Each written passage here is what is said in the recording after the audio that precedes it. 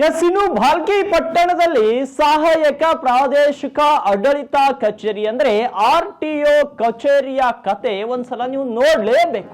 ಪಟ್ಟಣದ ರಾಮತೀರ್ಥವಾಡಿ ಸಮೀಪ 5 ಎಕರೆ ಪ್ರದೇಶದಲ್ಲಿ ಸುಮಾರು 10 ಕೋಟಿ ರೂಪಾಯಿ ಅನುದಾನದಲ್ಲಿ ಸುಸಜ್ಜಿತ ಕಟ್ಟಡ ಮತ್ತು ವಿದ್ಯುನ್ಮಾನ ಚಾಲಕ ಪರೀಕ್ಷಾ ಪಥ ಕೂಡ ನಿರ್ಮಾಣಗೊಂಡಿದೆ. ಬೀದರ್ನಲ್ಲಿ ಕಳೆದ ಏಪ್ರಿಲ್ 16ರಂದು ಸಿಎಂ ಸಿದ್ದರಾಮಯ್ಯ ಅವರು ಸುಮಾರು 2025 ಕೋಟಿ ರೂಪಾಯಿ ಅನುದಾನದಲ್ಲಿ ವಿವಿಧ ಕಾಮಗಾರಿಗಳಿಗೆ ಶಂಕುಸ್ಥಾಪನೆ ನೆರವೇರಿಸುವುದರ ಜೊತೆಗೆ ವಿವಿಧ ಕಟ್ಟಡಗಳನ್ನು ಉದ್ಘಾಟಿಸಿದರು. ಆ ಒಂದು ಅಡಿಯಲ್ಲಿ ಈ ಸಹಾಯಕ ಪ್ರಾದೇಶಿಕ ಆಡಳಿತ ಕಚೇರಿ ಕೂಡ ಒಂದಾಗಿತ್ತು.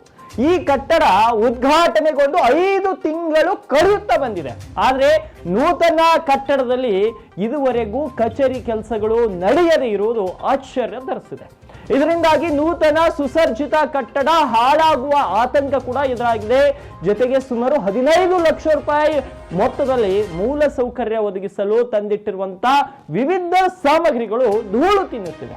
ಜಿಲ್ಲಾ ಉಸ್ತುವಾರಿ ಸಚಿವರಾಗಿರುವಂತಹ ಈಶ್ವರ್ ಖಂಡ್ರೆ ಅವರ ಸತತ ಪ್ರಯತ್ನದಿಂದ 2021-22ನೇ ಸಾಲಿನಲ್ಲಿ ಈ ಕಚೇರಿಯ ಕಟ್ಟಡ ಕಾಮಗಾರಿಗೆ ಚಾಲನೆಯನ್ನ ನೀಡಲಾಗಿತ್ತು. ಸಾರಿಗೆ ಇಲಾಖೆ ವತಿಯಿಂದ ಕೈಗೊಂಡಂತ ಈ ಕಟ್ಟಡ ಕಾಮಗಾರಿ 2024ರ ಅಂತ್ಯಕ್ಕೆ ಪೂರ್ಣಗೊಂಡಿತ್ತು. ಕಾಮಗಾರಿಗೆ ಗುತ್ತಿಗೆ ಪಡೆದಿದ್ದಂತಹ ಸಿಂಗಾಡೆ ಕನ್ಸ್ಟ್ರಕ್ಷನ್ ನಿಂದ ಕಟ್ಟಡ ನಿರ್ಮಾಣ ಕಾಮಗಾರಿ ಕೂಡ ಮುಗಿದಿದೆ. ಆದರೂ ಕೂಡ ಹೊಸ ಕಟ್ಟಡಕ್ಕೆ ಕಚೇರಿ ಸ್ಥಳಾಂತರ ಆಗದೇ ಇರುವುದು ಈಗ ಯಕ್ಷ ಪ್ರಶ್ನೆಯಾಗಿ ಉಳಿದಿದೆ. ಸಿಎಂ ಸಿದ್ದರಾಮಯ್ಯನವರೇ ಖುದ್ದಾಗಿ ಉದ್ಘಾಟನೆ ಮಾಡಿದ್ರು ಕೂಡ ಯಾಕೆ ಈ ಕಚೇರಿ ಜನಸಾಮಾನ್ಯರ ಒಂದು ಬಳಕೆಗೆ ಯಾಕೆ ಬರ್ತಾ ಇಲ್ಲ, ಅಧಿಕಾರಿಗಳು ಆ ಕಡೆ ಕಚೇರಿಯನ್ನ ಯಾಕೆ ಶಿಫ್ಟ್ ಮಾಡ್ತಾ ಇಲ್ಲ ಅನ್ನೋದು ಈಗ ಯಕ್ಷ ಪ್ರಶ್ನೆಯಾಗಿ ಉಳಿದುಕೊಂಡಿದೆ.